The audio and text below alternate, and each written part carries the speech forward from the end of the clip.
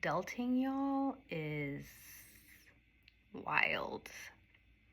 The amount of decisions that I have to make as an adult, wild. And let's just add on top of that I'm a parent. I'm a mother, a single parent at that. Father's in her life, he's around, but at the end of the day, outside of that child support is coming from me. Financially, it's coming from me.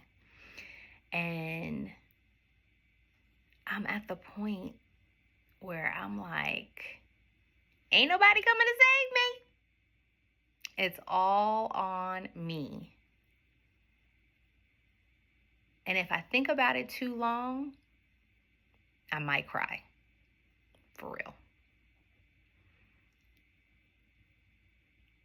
It's even tougher when your parents are no longer on this earth because you realize you really have no one to fall back on.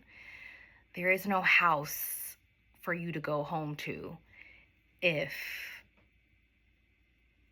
all shit hits the fan.